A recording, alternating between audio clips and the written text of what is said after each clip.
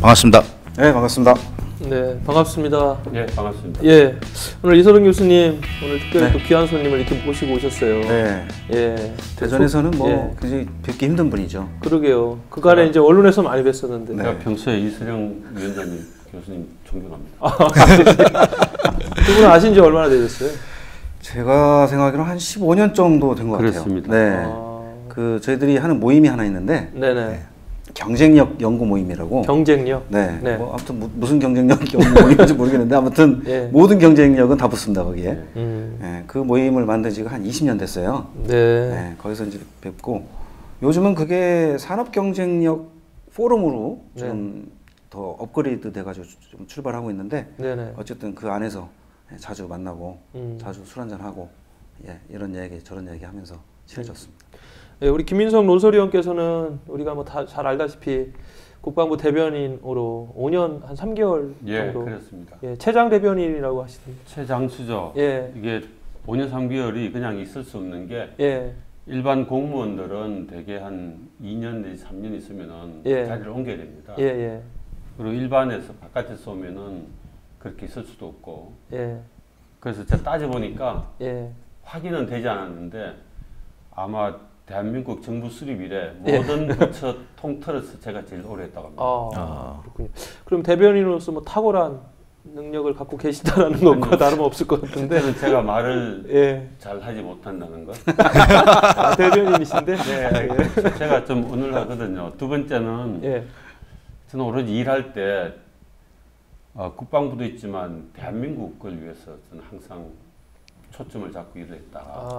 그렇게 생각하고 있습니다. 초심을 또 잃지 않으시고. 예. 이제 군 내에서 이제 여러 가지 얼마나 일들이 있으면 숨기고 싶은 일들이 많겠습니까? 네. 제가 늘 이렇게 합니다. 너 숨겨봐야 네. 2, 3일도 못 가서 언론이 난다. 아. 그리고 정책을 만들 때는 세월이 지나도 네. 문제가 없는 그런 정책을 만들어라.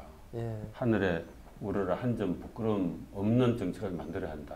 음. 그것이 당신들이 그 국민 세금으로 네. 일하고 있는 공직자로서 기본 책무 안 내겠느냐. 늘 그런 자세로 하고 그렇게 자료도 요구하고 있습니다. 네. 지금 그러면 모셨던 그 국방부 장관이 세 분이신가요? 그렇습니다. 예. 누구셨죠? 김태영 장관, 김태영 장관, 김관진 장관, 한민구 장관 아, 세 분이었습니다. 예. 요즘 김관진 장관께서는 조금 언론에 어려움으로 요즘 좀 어려움을 겪고 예, 나오고 계셨. 또 연이 있으신데 조금 그런 거 모습 보시면 어떠세요? 마음이 아주 안 됐습니다. 왜냐하면 네. 그분이 이제 우리가 북한이 어떻게 했는가 뭐 도발하고 네. 또 협상하고 그 다음에 또 이제 그 어떤 뭔가 혜택을 받고 그리고 또 다시 도발하고 하는 이런 고리가 있는데 그 고리를 끊게 해준 중요한 사람이고요. 우리가 연평도 포격 도발이 있었지 않습니까? 네. 그 전과 그 이후에 한국군이 태세가 다 바뀌었습니다. 네, 좀 단호해졌죠. 예, 예. 단호한 것도 있지만 연평도 포격 도발하기 그때까지는 어떤 일이 있었는가 하면 우리가 이제 북한이 우리에게 도발했을 때 우리가 대응을 하려면은 과감하게 대응을 할 수가 없는 겁니다. 네네. 그렇게 하려면은 이제 보통 말하는 비례적 대응을 해야 되는데 그렇게 하다 보면은 미군 사령관한테 이거 물어봐야 되는 거 아니냐, 연합 사령관에 물어봐야 되는 거 아니냐라고 했는데 김관진 장관 때부터 아니 이것은 우리 자위권 차원이다. 네네. 북한 도발을 막으려면 우리가 강력하게 된다. 그 실제로 그렇게 대비를 하니까 그 이후에 북한이 한 번도 도발을 못했어요.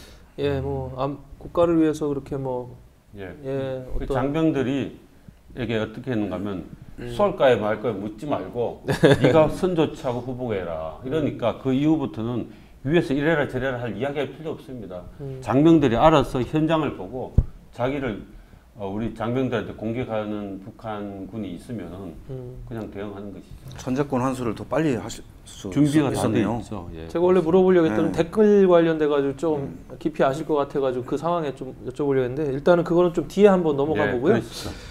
일단 지금 오늘 가장 중요한 얘기가 이제 북한이 그간 핵 개발 또 실험들 또 미사일 실험들 이렇게 좀 하면서 한반도 위기설이 굉장히 고조돼 있다가 최근에는 조금 이제 수위 조절이라고 해야 되나 속도 조절을 좀 하고 있는 가운데 이번에 이제 트럼프 대통령이 동아시아 3개국 순방하고 또 우리 한국 또 중국, 일본 이렇게 정상 회담을 하면서 이제 한반도의 어떤 좀 사태가 좀 소강국면으로 가는 게 아니냐 뭐 이런 이야기들이 있습니다. 어떻게 보셨어요? 제가 보기에는 네. 사실은 북한이 좀 기만하고 있다고 봐야 됩니다. 기만하고 있다. 네. 아, 상황이 어떤가 하면은 제가 적어도 1989년도부터 북한 핵 문제를 연구를 했거든요. 89년도부터요. 예, 28년 됐죠. 음. 사실 그때가 우리 한국에서는 처음으로 북한 핵 능력을 평가를 제가 했었습니다. 그때 제가 연구소 연구원이었거든요. 네. 국방연구원이라고. 아 기자 하시기 전에 12년 동안 예. 제가 그 분야를 연구를 했었어요. 아, 근데 이제 그때만 해도 북한 핵 능력 평가할 수 있는 우리가 노하우가 없었어요. 기술도 없었고. 제가 처음으로 했는데 서울대 원자력 핵공학과 교수님들 지원받고 대전에 있는 원자력 연구소 지원받고 해가지고 네. 대전에 그때 정말 많이 왔습니다. 근데 당시 평가로는 이제 90년 중후반 되면 핵무기 개발한다고 봤거든요. 그 당시만 해도 90년 중반이면 벌써 예, 핵을 예. 보유할 근데 수 있었다. 그렇죠. 예. 근데 그 이후에 이제 전 세계적으로 이제 뭐 제네바 합의라든지 육자회담 이런 등등 하면서 북한이 조금 딜레이 시켜 왔죠. 근데 이제 결정적으로는 김정은이 들어와서 핵무기를 개발을 가속도를 붙였어요. 네. 그래가지고 지금 어디 가져왔느냐? 지난 9월 3일날 북한이 육자핵 실험했잖아요. 네네. 그 이후에 김정은의 말을 보면은 이제 핵무기를 꽝꽝 생산할 수 있게 됐다 이런 말을 합니다. 예, 양산 체제로. 그렇죠. 네. 그 전까지는 핵무기 생산 좀 허세 아닌가요, 이거? 맞습니다. 허세 아니에요 허세? 아니요. 실제로 그래요? 아니고 꽝꽝 북한이 생산해? 핵무기에 필요한 그 플루토늄 확보하기 위해서 엄청난 고초를 겪었거든요. 네네. 북한 입장에서는 핵물질인 그 플루토늄이 아마 금값보다 1000배는 넘을 겁니다. 그러니까 그걸 함부로 만들 수가 없죠. 근데 육자핵 실험 확실히 성공했거든요. 그래서 이제 만들 수 있는데 되게 공학적으로 해뒀습니다. 9월 3일 핵실험했으면은 핵실험 데이터를 분석하는데 한 달쯤 걸립니다. 공학적으로. 네. 그리고 그거를 설계 반영하는데 한 달쯤 걸리고 그러면 이제 설계 반영하면 생산할 수 있는 거죠. 그래 보면은 한 11월부터 내년 한 1월까지 핵무기 네. 생산할 겁니다. 그리고 김정은으로서 모든 게 다 끝나고 핵무기 생산만 하면은 상황이 바뀌는 겁니다. 실제 걱정할 게 없죠. 어떻게 보면. 실제 2020년까지 뭐 100발 정도의 핵을 보유할 것이다. 양산 체제로 들어가면 뭐 이런 이야기를 접하고 있어요. 근데 이제 말씀하신 지금 이러한 어떤 그 상황에서 기만이다라고 말씀하시는 것은 발톱을 숨기면서 또 다른 뭔가를 준비하고 있지 않냐. 우리가 모르는 사이에 뭐 이런 얘기입니까? 그렇죠. 김정은 입장에서는 이제 예. 시간만 지나면 핵무기를 갖게 되는 겁니다. 예. 그 지금 시기거든요. 그러니까 오히려 여유를 부리고 있는 거죠. 음. 근데 그거를 유화책으로 우리가 착각하는 거죠. 조용해졌다고. 하지만 이 상황은 어떻게 봐야 되는가 하면은 우리가 병을 앓았을 때 병균이 들어와서 몸에서 확산돼서 그걸 뭐라고 합니까? 그 기간이 있지 않습니까? 잠복기. 잠복기. 잠복기. 네. 그리고 이게 잠복기다. 병이 나올 때는 온갖 몸에서 이제 여러 가지 이제 정말 심각하게 되죠. 지금 잠복기라고 보면 됩니다.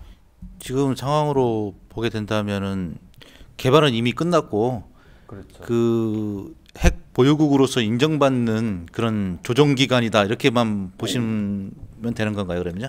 지금 북한이 불법적으로 핵무기를 갖는 걸 가지고 예. 뭐 인정을 받을 수는 없지만 우리는 북한 핵무기 위협에 대비를 해야 되는 상황이죠. 예. 대비가 됩니까 이게? 해야죠. 어떻게 합니까? 핵무기를 갖고 있는데 칼을 들고 들어오는데 아니 지금 협상은 사실상은 미국하고 다 하고 있는 거잖아요. 근데 이제 주장하시는 것 중에 하나가 예. 그래서 전술핵이 필요하다고 전술핵? 하시는 부분이 있어요. 예. 그 부분에 대한 입장이 사실은 자유한국당 입장하고 이제 그 매일 네. 같이 하시는 부분인데 조금 자세하게 좀 말씀 좀 이제는 이제 한반도 상황이 북한이 핵무기를 갖게 되면은 어떻게 갈지 알 수가 없습니다. 네. 솔직히 말하면 가장 지금 그러니까 가능성이 높은 것은 북한 핵을 가진 상황에서 핵 균형을 맞추면서 북한을 압박하는 그게 아마 가능성이 제일 높을 텐데 그렇게 하기 위해서는 미국이 제공하는 확장 억제, 네. 확장 억제는 핵무기를 포함한 여러 가지 정밀 타격 수단 그리고 사드와 같은 방어 수단, 미사일 네. 그 세 가지가 이제 그 핵심인데 그거를 신뢰성 있게 갖추는 방법인데 문제는 이런 상황이 생길 수 있죠. 북한이 이제 핵을 가지고 워싱턴이나 뉴욕이나 LA를 때리겠다고 할 때 네. 그 미국이 그걸 희생하고 핵무기를 사용할 것인가? 좀 고민 안 되겠습니까? 우리 특히나 이제 우리 한반도를 지켜줄 것인가 그러한 희생을 그렇죠. 그런 고민 하나 가면서까지도 또 한 가지는 미국이 갖고 있는 그 B-50이 가끔 날아오잖아요. 네. 거기에는 핵무기 실려 있거든요. 그 핵무기 한 발이 280킬로톤이에요. 히로시마 떨어진 게 16킬로톤이거든요. 네네. 그거에 거의 한 20배는 아니지만 18배쯤 되죠. 근데 그런 걸 평양에 떨어뜨리면 네. 평양이 어떻게 되겠습니까? 수백만 명 죽겠죠. 아 그럼 지난번에 날라왔던 그 B-52에 핵폭탄이 실려 뭐 있는 거예요? 있는지 실제로? 없는지 모르지만 항상 실려 있다고 봐야 되는 거죠. 그러니까 소장님 견해는 실려 있다. 아니 그건 모릅니다. 안 실려 있을 수도 있어요. 하지만 미국이 말하는 건 늘 실려 있다고 하는 거고 실제로 그게 돌아다니거든요. 근데 그 한 발을 평양에 떨어뜨린다 했을 때 미국 대통령이 그거를 승인할 수 있을까? 그 떨어지면은 저희 쪽 수도권하고 한반도, 일본, 중국까지 다 러시아까지 영향을 가는 거 아니에요? 가고 떨어지면 약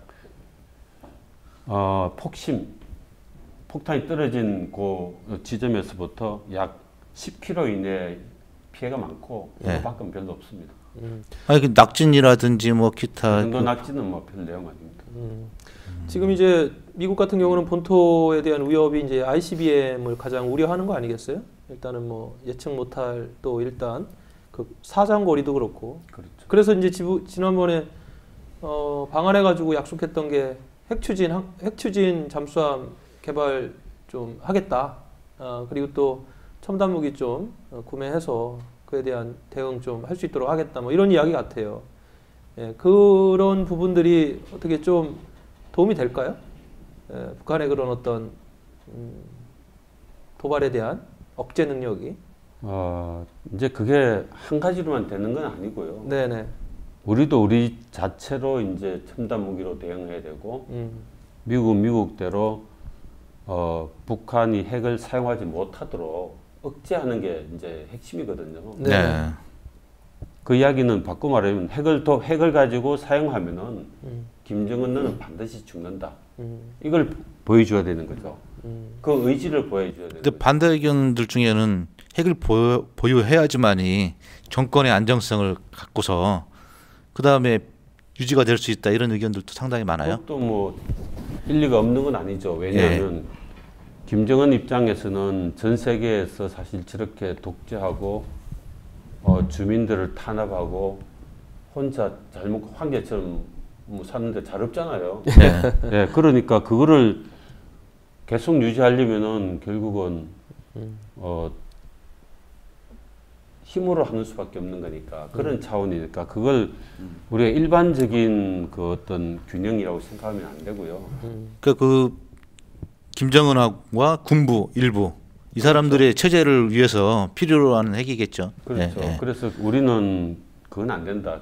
근데 북한이 확실하게 이제 그걸 버리고 그 어떤 체제 유지 한다면 우리가 뭐 못 해줄 게 뭐 있습니까? 북한이 개방하고 미국에서 안 해준다는 거 아니에요 지금? 아니 그건 다 했죠. 미국은 해준다는 얘기 안 하는 것 같은데? 아니요, 국제적으로 북한이 핵만 포기하면은 우리가 북한에 투자하지 않을 이유도 없고 북한이 개방해서 잘 살 수 있도록 당연히 도와줘야죠. 근데 이제 그런 것 같아요. 국채를 내서라도 그건 도와줘야 되는 겁니다. 김정은 같은 경우는 이제 이라크의 사례라든가 최근에 또 이란 같은 경우도 어떻게 보면 좀 약간 미국에서 뒤통수 치는 그런 액션들을 하고 있잖아요. 포기하게 해놓고 나서는 나중에 이 핑계 저 핑계 잡아가면서 또 다른 요구를 근데 해오고 그거 이제 그런 학습 효과가 있어서 좀 그렇지 맞습니다. 않나라는 생각이 들어요. 예. 그 가다피나 아 시리아 맞아요. 예, 예. 가다피나 예.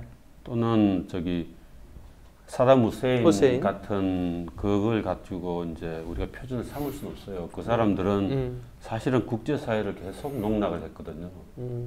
위협을 하고 주변국을 위협하고 벌써 이라크만 해도 쿠웨이트를 2번 공격했잖아요. 네, 그런 상황이니까 못 놔두는 것이죠. 국제 질서를 계속 흐트리니까. 근데 그냥 뭐 자연스럽게 일반적인 국가처럼 살겠다는데 그걸 누가 뭐라고 하겠습니까? 지금 그러면 전술핵 배치에 대해서 좀 찬성하는 입장이신데 전술핵 배치를 하게 되면 또 한편에서는 일본이 또 핵무장을 하게 되고 그런 가운데 또 중국은 또 그에 대한 또 다른 어떤 군비를 확산하고 그래서 뭐 지금 이런 이제 연쇄적인 북한 맞습니다. 핵 균형을 유지하기 위해서는 네. 아까 미국이 제공하는 확장 억제 신뢰도를 가져야 되는데 그 신뢰도를 갖는 방법은 여러 가지가 있어요. 네.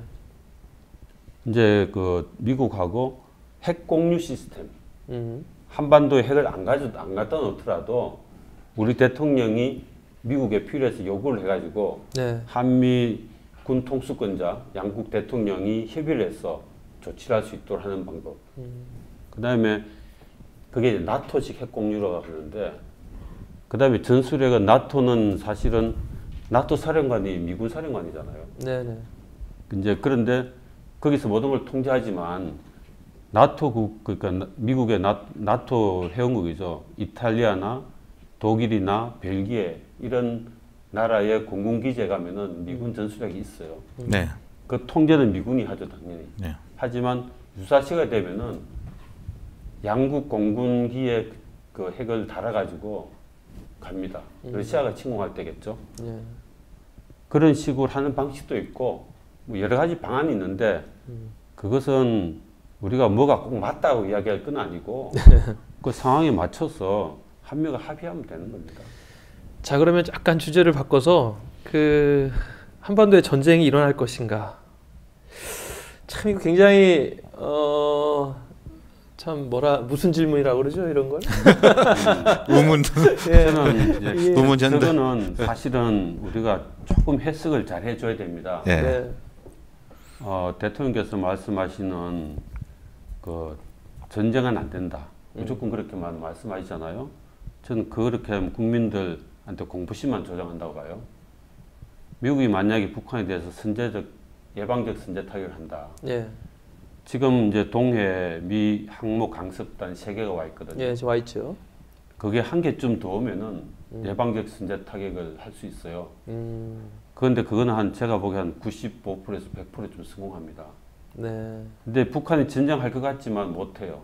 성공 확률이 되게 높다 이렇게 보시는군요. 높죠. 높고 북한이 전쟁을 못합니다. 예. 그 이유는 뭐죠? 왜 못하느냐? 예.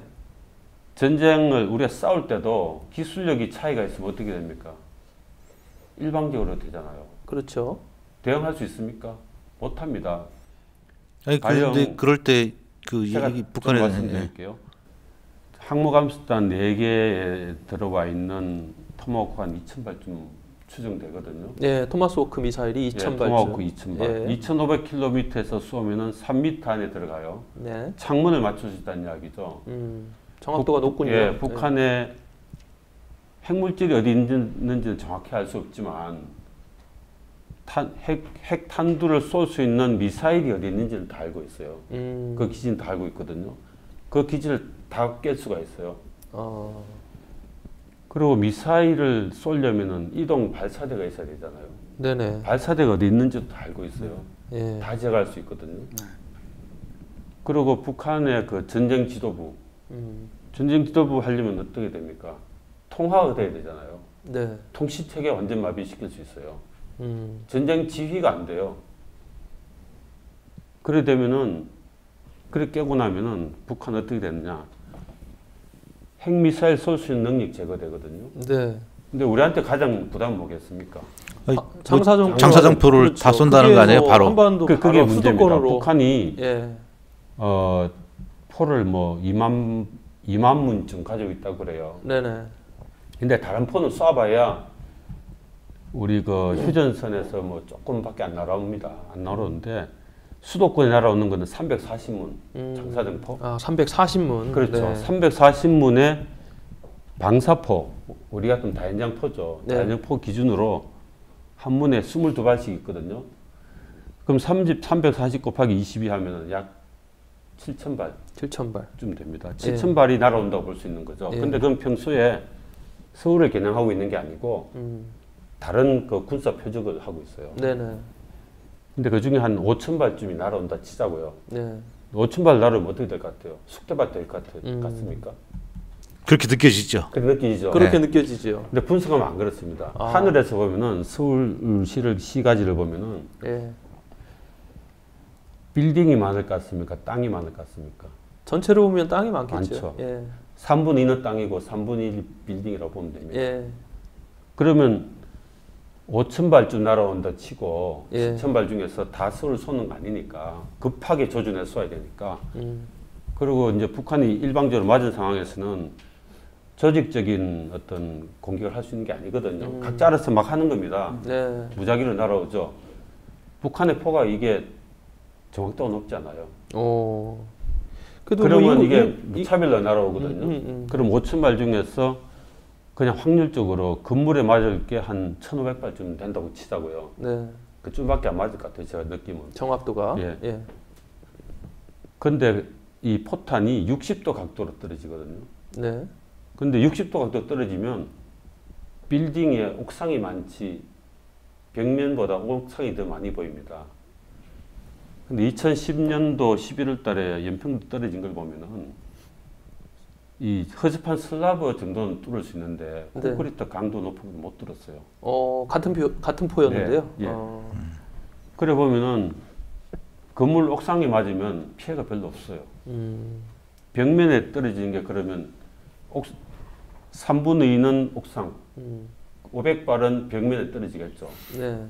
그 500발 중에서 우리가 아파트 기준으로 보면은 아파트를 잘 보시면은 콘크리트 벽면이 많습니까? 창문이 많습니까? 콘크리트 벽면이 훨씬 많죠. 예, 반반 치면은 네. 250발이 창문으로 들어온다는 이야기예요. 이해가시죠? 그럼 250발 중에서 예. 제가 연평도 포탄 떨어진 걸 보니까 내력벽을 못 뚫어요. 그러니까 창문으로 들어오면 거실로 들어오잖아요. 거실에 있으면은 당연히 죽죠. 아니 그럼 연평도 보셨다고 하니까 그때는 몇 발 정도 떨어진 거죠? 일단 200발 떨어졌어요. 연평도에 200발. 그때 100발은 바다에 한 100발은 시내 떨어졌죠. 그때 우리 피해 규모가 얼마나 됐지? 3명 사망. 3명 사망. 예. 근데 그 제가 포탄을 오랫동안 연구를 해봤거든요. 연구소 네. 있을 때 그런 거 많이 했었는데 아파트 거실로 들어오면은 그게 터지면은 그 파편과 폭풍이 아파트의 그 내력벽을 못 뚫고 들어온다니까요. 근데 안방은 내력벽으로 돼 있거든요. 전부 다. 그 안방은 못 들어와요. 근데 안방 뒤에 뭐가 있습니까? 화장실 있고 그 뒤에 통상 작은 방이 있어요. 네. 그래서 그까지 뚫고 안방까지 못 들어와요. 그러니까 사람들이 피신만 당연히 지하철에 못 들어오겠죠. 지하 주차장 못 뚫고 들어와요. 그다음 세 번째 아파트 안방에 있으면은 안방 안으로 못 들어와요.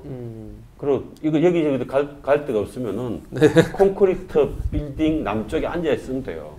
예, 물론 이제 연평도 때 세 명이 사망했는데 이 세 분은 길거리에서 우왕좌왕하다가 사망했어요. 그럼 여기서 궁금한 게 그 장사정포에 생화학 무기를 탑재할 수 있나요?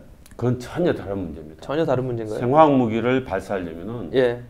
북한 군부가 회의를 거쳐서 조직적으로 판단해서 지시를 해 가능합니다. 예, 그거는 함부로 할 수 있는 거 아니에요. 그럼 지금 배치되어 있는 우리가 굉장히 두려워하고 인구 밀집도가 높아가지고 단시간에 굉장히 많은 피해가 인명피해가 있을 거라고 하는 장사정포에 생화학 무기를 탑재하는 것은 또 다른 문제다. 그거는 예. 그래 되면 북한은 바로 없어질 겁니다. 예.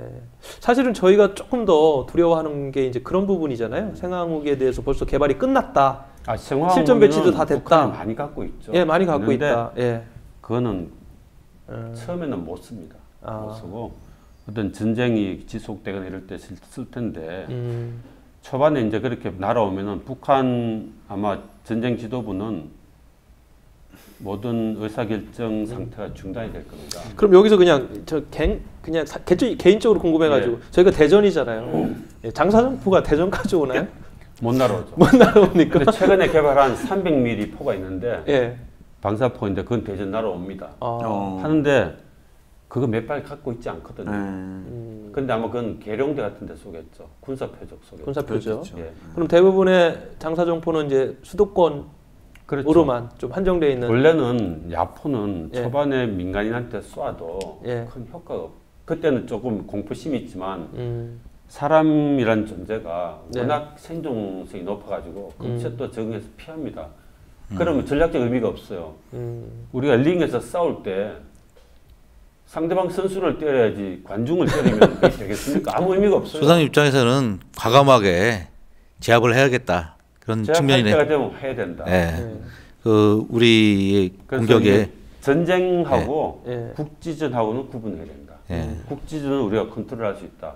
근데 한반도 상황은 전쟁하지 않는다. 음. 우리 다들 전쟁하면 6.25 전쟁을 생각하는데 6.25 전쟁은 있잖아요.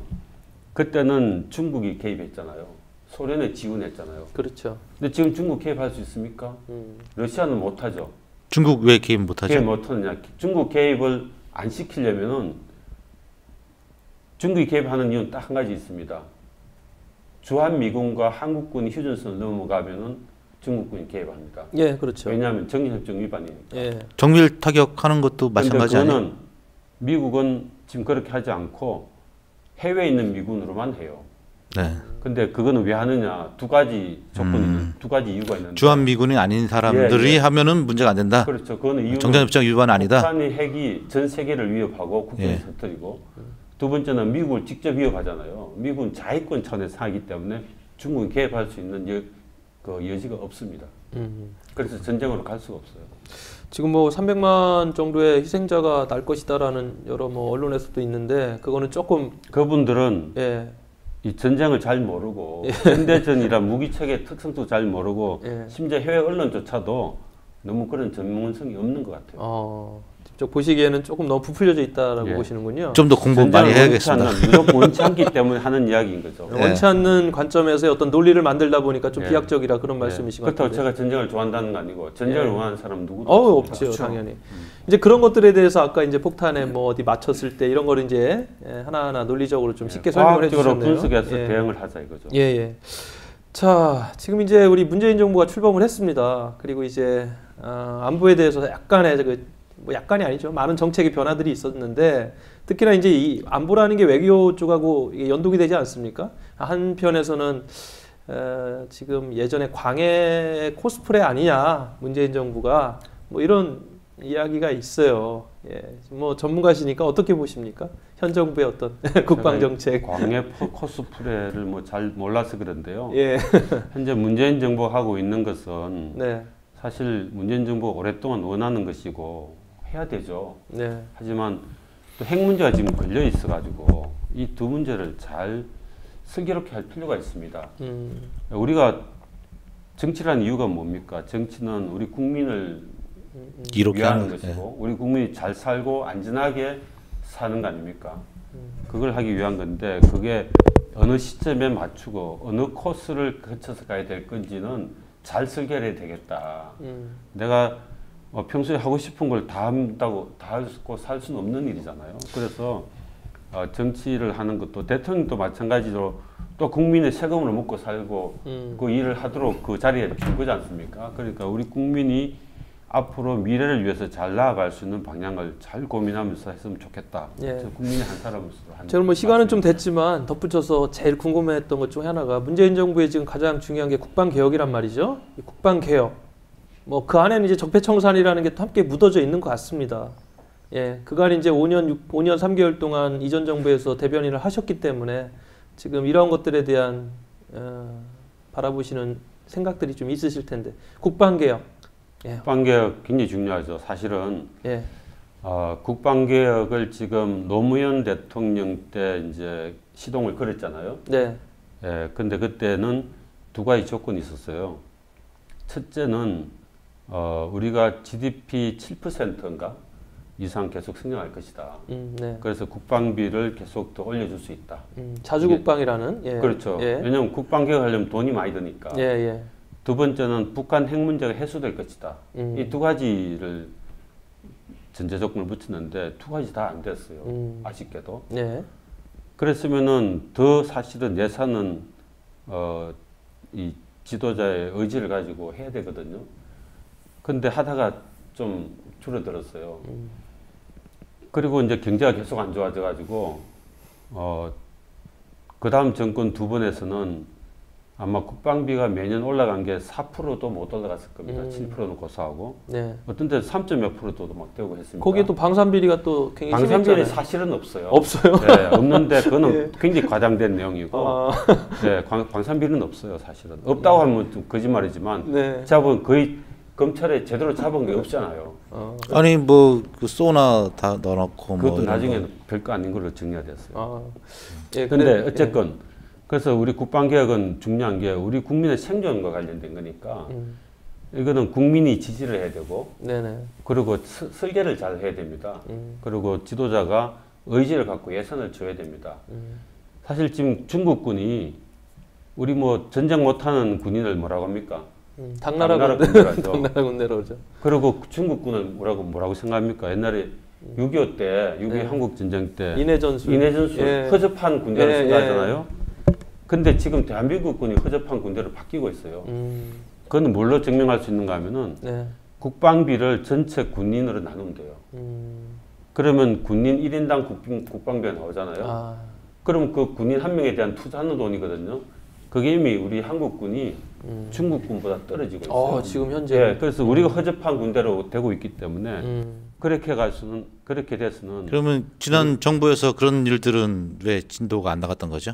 다 마찬가지죠. 뭐. 네. 그래서 이번 문재인 정부가 잘했으면 좋겠다는 생각이고 네. 네네. 그래서 설계를 잘하고 버릴 건 일단 예산은 늘리는 것 같더라고요. 예, 네. 해줬으면 좋겠습니다. 그래서 버릴 건 확실히 버리고 우리가 모든 조직이 마찬가지지만 관성이 있거든요. 네. 관성을 끊고 정말로 이 군이 발전할 수 있도록 조건을 맞춰서 정말 국민의 마음을 지지를 받아서 했으면 좋겠다. 이런 이야기입니다. 고맙습니다. 우리 저기 우리 약간 시각은 다른 측면이지만 좋은 말씀 많이 해주셨네요. 네네. 특히 이제 시민들 괜찮습니까? 그럼요. 시민들이 갖고 계신 일반적인 대전이 안전하다는 게 제일 좋습니다. 대전 좋은데. 아니 뭐 한국민 전체가 지금 뭐 전쟁에 대한 뭐 무슨 뭐 위기감이 없잖아요. 예. 라면 사러 안 가더라고요. 네. 그러니까 어쨌든 시민 여러분들께서 일반적으로 갖고 있는 일반적인 시각하고는 조금 다른 그 시각 포인트 이런 점들을 많이 제공해 주신 것 같습니다. 네. 지난 자, 우리 정부 계실 때 김광진 지금 전 장관의 그 댓글로 지금 댓글 부분은 잘못된 거예요. 예. 근데- 조직적으로 이루어진 거 맞아요? 근데 그 부분 제가 잘 모르겠는데요. 예. 근데 사이버사 문제를 댓글로만 만든 몰아붙이는 건 안 되겠다. 아, 사실 그 사이버사가 우리가 지금 600명쯤 되는데 네. 북한은 6,000명이거든요. 사이버 전사들이. 그래서 이제 그때 디도스 문제도 있었고 북한이 네. 사이버 침해를 많이 했잖아요. 그래서 언론이나 국민 여론이 우리 사이버 능력을 강화해라. 네. 해가지고 사이버 사령부가 그 1,200명으로 증가시키기 아, 2배로 늘렸군요. 그런데 예. 사이버 전 내용을 좀 보시면 알겠지만은 굉장히 심리적인 것도 많고 사이버라는 게 뭐 이게 어디 전선이 없잖아요. 그러다 보니까 정말 사상으로 무장이 돼야 되거든요. 네네. 북한하고 싸우는 거잖아요. 그렇기 때문에 근데 그 가운데 이런 게 있어요. 이제 정말 북한의 사이버를 해킹하고 또 네. 북한이 사이버 공격한 걸 막고 하는 이런 고도의 기술적인 부분도 있지만 네. 북한이 우리 군에 대해서 계속 들어오는 게 있어요. 심리전을 계속해요. 우리 국방 주요 사업들 가령 제주 해군 그 기지 같은 거 굉장히 중요한 전략 기지인데 네. 이거 계속 비판을 해와요. 예. 근데 이 문제는 이게 정치적으로 엉키는 문제가 있어요. 그럼 군 어떻게 합니까? 사업이 안 가니까 이거에 대한 이건 이러이러한 문제에서 정당하다라는 걸 할 수밖에 없거든요. 근데 이게 또 우리 장병들이 군에 가면은 사이버 지식방이라고 있어요. 중대마다 있는데 네. 병사들이 그걸 늘 인터넷으로 보고 봅니다. 그런 게 들어오거든요. 그럼 장병들 상대로 교육을 해야 됩니다. 북한에서 이런 적으로 계속 심리를 하니까 그런 사안들 뽑아가지고 그걸 가지고 교육 자료를 만들고 하는 건 맞는 거잖아요. 네. 장병들 보호를 해야 근데 돼요. 이제 근데 여기서 장군들이 근데 거기서 진급하는 데 쓰더라 그거를. 아니요. 투표율 얼마나 하면은 진급하고 아니면 근데 당락 떨어지고 그거는 제가 있을 때 네, 그러면 안 되는 근무할 때 거고. 그랬는데. 근데 거기서 네. 일부 사람들이 이제 막 이게 이야기하다 보니까 이제 정치인들하고 그게 엉키는 수가 있어요. 네. 근데 그때 원칙이 있어요. 정치인을 언급하면 안 돼요. 원칙이 네. 그냥 그 사안만 이야기해야 되는데 얘들이 이제 뭐 조직적이었는지 아니면 과했는지 모르지만 그래서 오버한 것들 있죠. 그런 건 잘못됐어요. 그래서 대변인이라서 본질적인 내용을 접근이 안 돼서 모르시는 거 아니에요? 제가 원칙대로 말씀드립니다. 네. 그래서 그때도 사이버 수사를 한 발표를 할 때도 그때도 이제 수사한 쪽 이야기를 들어보니까 그걸 기준으로 해가지고 처벌하고 말고 했더라고요. 말씀하신 대로 그런 차원인데 예. 그 조직적이 있는 것은 뭐 나중에 확인해 봐야 되겠지만 그래서 이제 김관희 장관을 제가 뭐 디펜스 하자고 한 이야기는 아니지만 그 보도 나온 거 보면은 두 가지가 나왔어요. 하나는 사상 검증을 잘해라 그 말을 한 게 있고 네네. 또 하나는 그 계속 뭐 그런 걸 보고했다고 어떤 그 비판적 언론에서 쓴 보도에 보면은 네. 그런 정치적인 문제는 나한테 보고하지 말라고 했다고는 보도가 있더라고요. 그 보도를 최근에 본 것 같아요. 그런 차원이고 원칙적으로는 사이버사는 굉장히 중요하다. 사실 사이버가 마비가 되면은 대한민국 진짜 마비가 됩니다. 북한은 네. 너무나 많이 무장돼 있어서 우리가 준비를 잘 해야 된다. 네, 어찌됐든 사이버 심리전 앞으로의 어떤 국방 특히나 전략적 자산이면 틀림없습니다. 다만 이제 이런 것들이 민간으로 향하거나 또는 전략적, 정략적이라 해야 되겠죠. 정략적 도구로서 정치적 도구로서 하면 안 되죠. 도구로서 활용되어지면 안 된다. 맞습니다. 그 말씀에 동의하시는 거죠. 네, 예, 너무 예. 당연한 이야기. 예. 그러면 앞으로 이제 그 부분은 또 군의 검찰이 정치적 중립 중요하죠. 자, 오늘 함께 했는데요. 예, 마무리해 주시죠. 예, 우리 김민석 그 소장님과 얘기 나눠도 봤습니다. 대한민국이 더 발전하는 계기가 되었으면 합니다. 예, 감사합니다. 예, 고맙습니다. 감사합니다.